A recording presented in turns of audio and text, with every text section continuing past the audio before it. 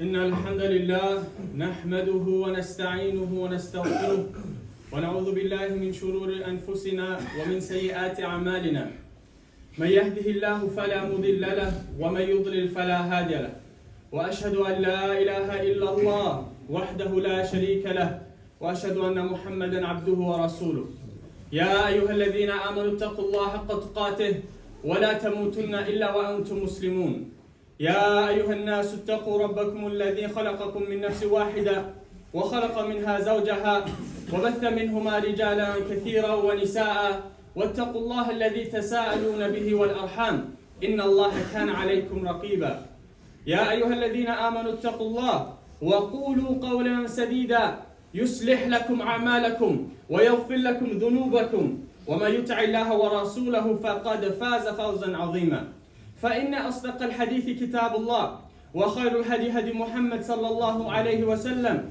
وشر الأمور محدثاتها وكل محدثة بدعة وكل بدعة ضلالة وكل ضلالة في النار أما بعد Allah subhanahu wa ta'ala, he says inside the Qur'an, وَلَا يَغْتَبْ بَعْضُكُمْ بَعْضًا, and do not backbite one another. أَيُحِبُّ أَحَدُكُمْ أَن يَأْكُلَ لَحْمَ أَخِيهِ مَيْتًا.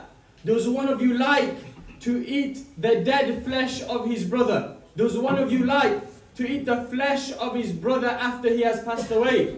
فَكَرِهْتُمُوهُ. Rather you would hate that. You would detest that. So look here, my brothers and sisters, that Allah subhanahu wa ta'ala prohibits us from speaking about our brothers and sisters that which they dislike in their absence. And He compares it to eating the dead flesh of our brothers, indicating that it is a major sin that Allah subhanahu wa ta'ala can punish us for unless we seek His forgiveness. In a hadith that Abu Hurairah radiallahu anhu, he narrates that the Messenger of Allah sallallahu alayhi wa sallam, he asked his companions, do you know what is backbiting? They said, Allah and His Messenger know best. So the Messenger of Allah sallallahu alayhi wa sallam is said that backbiting is to mention about your brother that which he dislikes. So the companions radiallahu anhum, they always wanted to know what is the parameters of the sin so they could stay far away from it. So they said, what if what you are saying about your brother is true? Yes, he dislikes it, but what we're saying is true, as some of the people say. The Prophet sallallahu alayhi wa sallam said, then that is backbiting. And if you are not telling the truth, if what you say is not the truth, then it is slander. So look now, my brothers and sisters in Islam.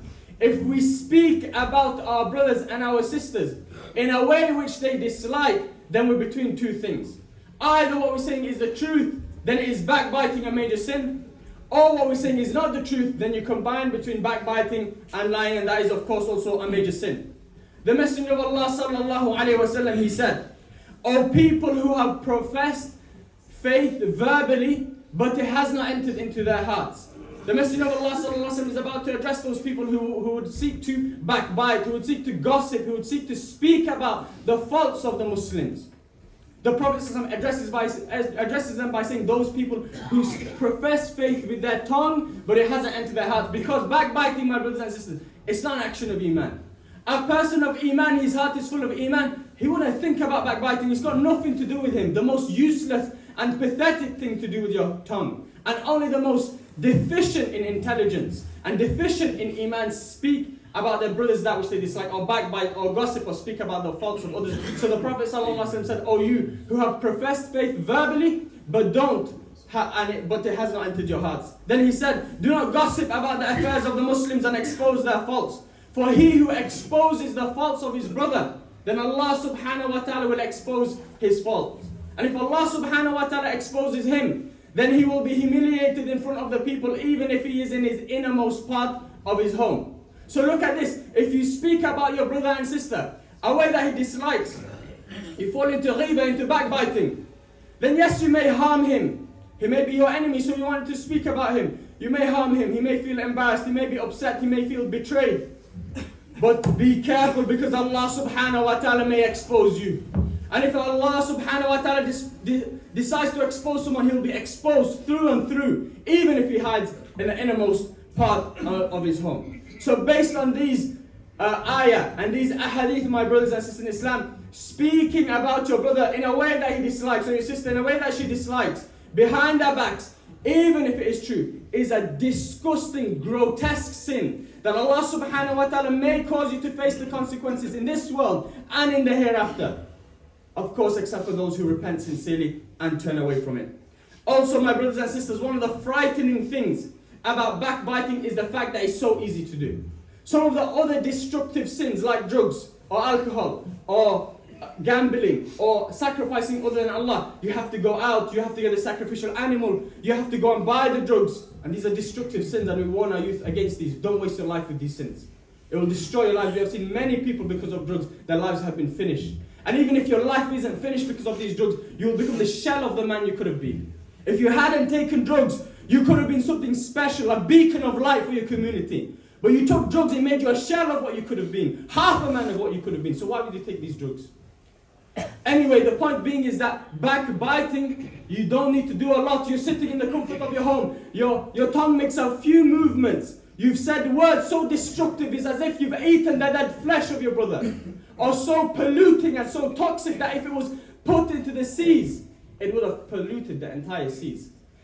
One time, Aisha radiallahu anha, she reports that she said to the Messenger of Allah sallallahu alaihi wasallam, such is enough for Safiya radiallahu anha, another wife of the Prophet sallallahu alaihi wasallam, indicating to her short stature. The Messenger of Allah sallallahu alaihi wasallam straight away he said, if you have said such words that if they were mixed with the oceans, it would have polluted it entirely.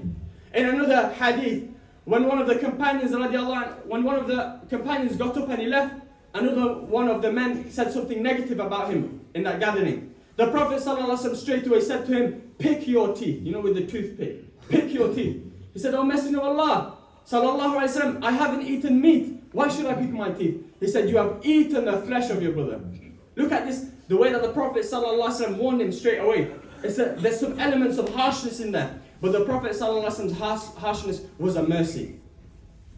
So my brothers and sisters, stay away from this sin that people belittle. People so easily, they say, oh, he walks like this. He talks like this. Or did you see her how her hijab was? Or how her abaya was? I'm not talking about sincere advice where you take someone to the side and you advise them, Akhi, it's obligatory for you to grow your beard. I'm not talking about that. I'm talking about useless talking behind his back.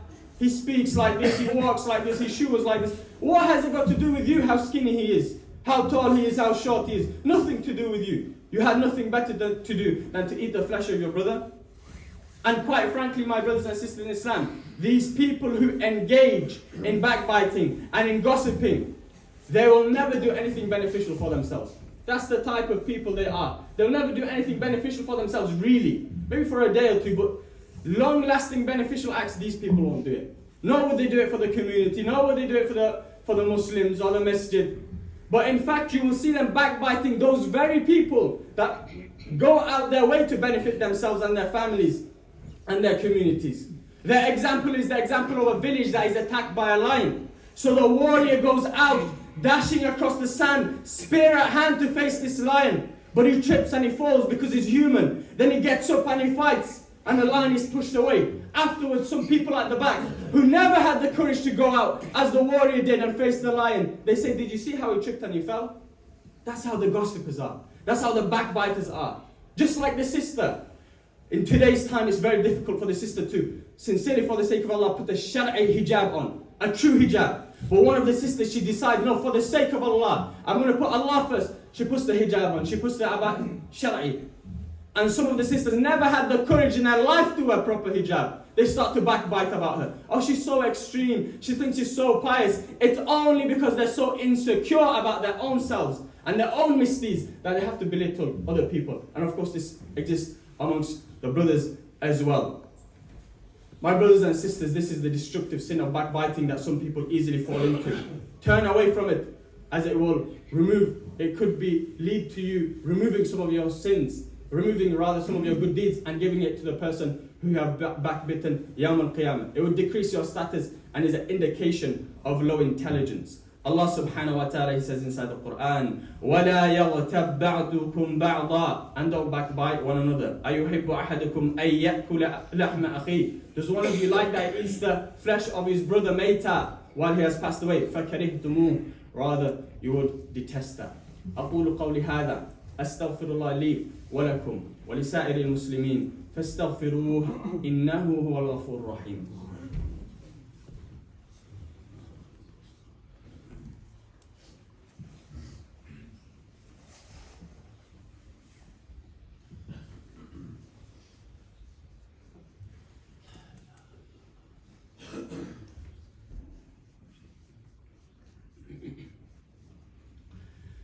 Bismillah, walhamdulillah, wassalatu wassalamu ala rasulillah.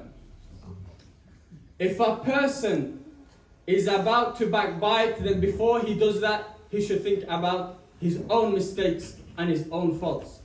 And if a person was to stand over his own mistakes, his own shortcomings and his own faults, then he would be occupied day and night, morning and evening, before he could think to say something about someone else. And if he thinks that he doesn't have any mistakes, then that's worse than the previous situation. As the Messenger of Allah sallallahu alaihi wasallam, he said, were you not to sin, I would fear for you something that is worse. Vanity. Thinking you're something. Thinking you're special. Thinking that you're better than others. On the other hand, my brothers and sisters in Islam, the one who doesn't backbite, the righteous person, you can't even backbite in front of him. Why? Because if he hears you backbiting about someone else, either he has the ability to say something, then he will say something. And if he doesn't have the ability to say something, then he's going to turn away. Because for you to sit there and for you to listen while someone is backbiting and for you to enjoy that, then there is sin for that, for you in that as well. For you to be in a group, in a WhatsApp group, all they do is expose people, talk about people, and you sit there and you read the message. You don't say anything, but you read and you enjoy. There is sin in that. You should leave that group.